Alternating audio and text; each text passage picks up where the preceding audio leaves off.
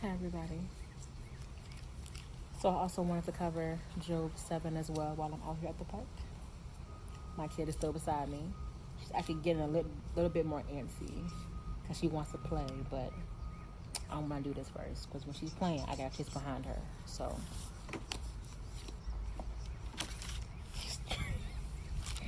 she's trying to slide out the stroller. Yeah, you can play my phone. Look, the phone. Motherhood, y'all. Look, the phone. Oh, wow. Here. Okay. We'll see how this goes, okay, y'all? Job 7. Isn't each person co-signed to forced labor on earth? Are not his days like those of a hired worker? Like a slave, he longs for shade. Like a hired worker, he waits for his pay. So I have been made to inherit months of futility, and troubled nights have been assigned to me. When I lie down, I think, when will I get up? But the evening drags on endlessly, and I toss and turn until dawn. My flesh is clothed with maggots and encrusted with dirt. My skin forms scabs and then oozes. My days pass more swiftly than a weaver's shuttle. They come to an end without hope. Remember that my life is but a breath. My eye will never again see anything good. The eye of anyone who looks on me will no longer see me. Your eyes will look for me, but I will be gone. As the cloud fades away and vanishes, so the one who goes down to Sheol will never rise again. He will never return to his house. His hometown will no longer remember him. Therefore, I will not restrain my mouth. I will speak in the anguish of my spirit. I will complain in the bitterness of my soul. Am I the sea or a sea monster that you keep me under guard? When I say my bed will comfort me and my couch will ease my complaint, then you frighten me with dreams and terrify me with visions, so that I prefer strangling death rather than life in this body.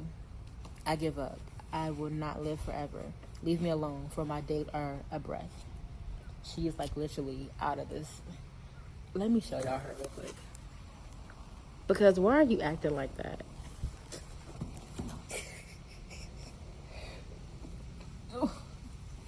Naomi, please, girl.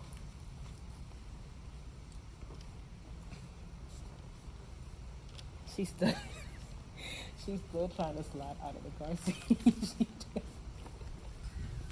Okay.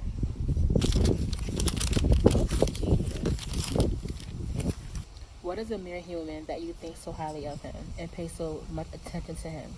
You inspect him every morning and put him to the test every moment.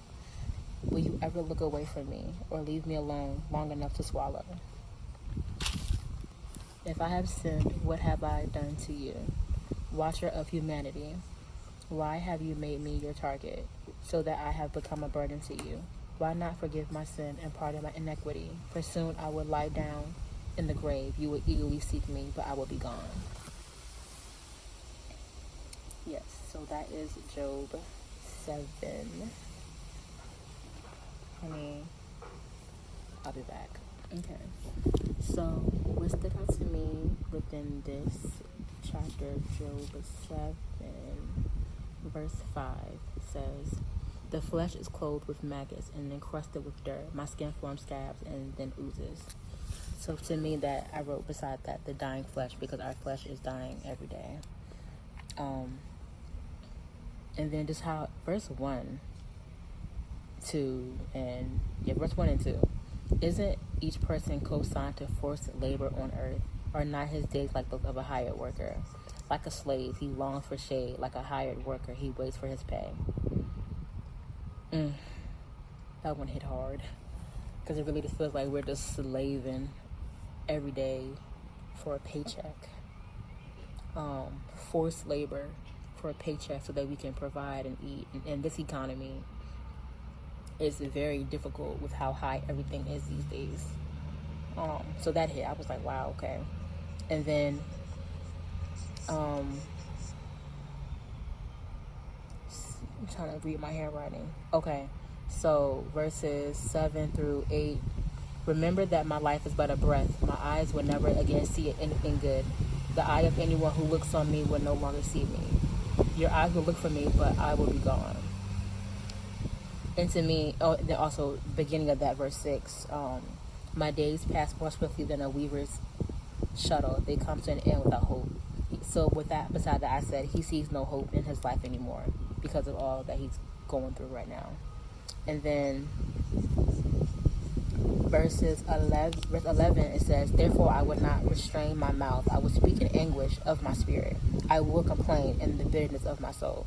So he refuses to be quiet about how he's feeling.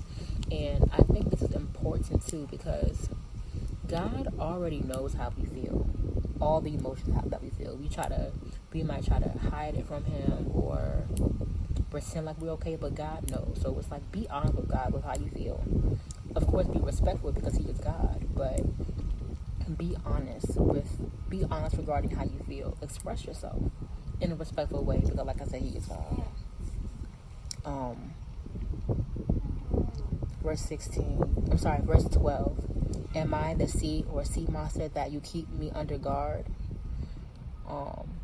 With that, I understood that he thinks that God sees him as some type of monster for him to be treated like this. For him to be treated in the way he's being treated. He's like, do you think I'm a monster? Like, do you see me as a monster? Like, what have I done to deserve, like, a monster's, something that a monster should deserve? Why is it happening to him?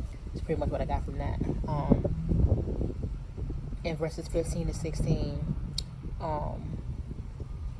so that I prefer strangling, death rather than life in this body. I give up. I would not live forever. Leave me alone, for my days are a breath. He wants death to come so that he isn't being tormented anymore. He's giving up due to his troubles and his pains. And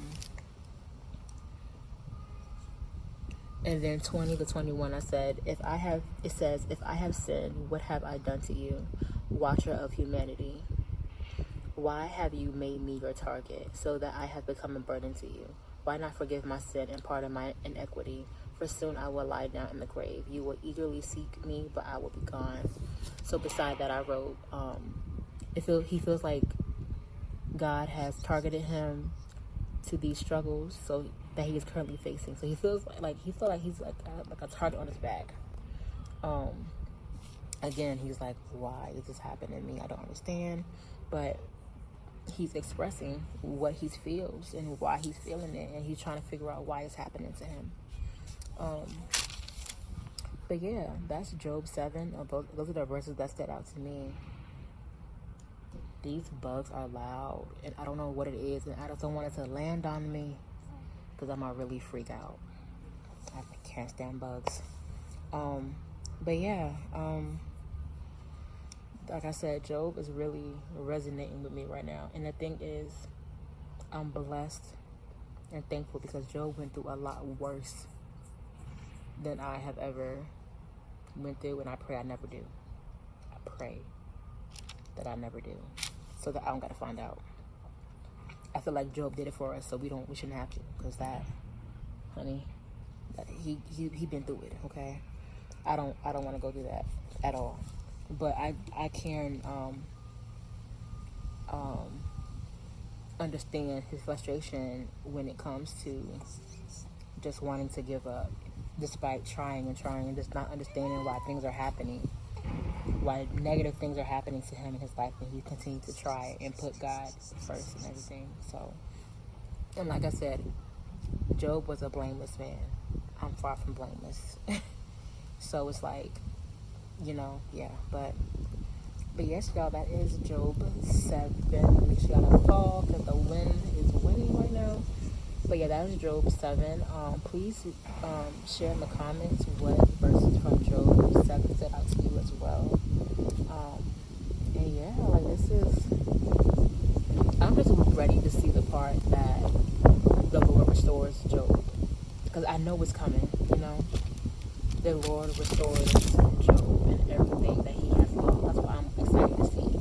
Because right now, in the thick of it, it's hard, and it's hard to see, hard to hear, hard to go through. But when God restores you, it makes it all worth it, But yeah, I hope y'all having a great day. I pray you all are well while you're seeing this, and if you're not well, I pray that the Lord gives you peace and strength and comfort in whatever you're dealing with. And I pray that you continue to seek Him and know that He is there and that you're not alone. He's by your side. Just continue to pray and dive into your word daily, multiple times a day. Okay? All right, y'all. I love y'all. Bye.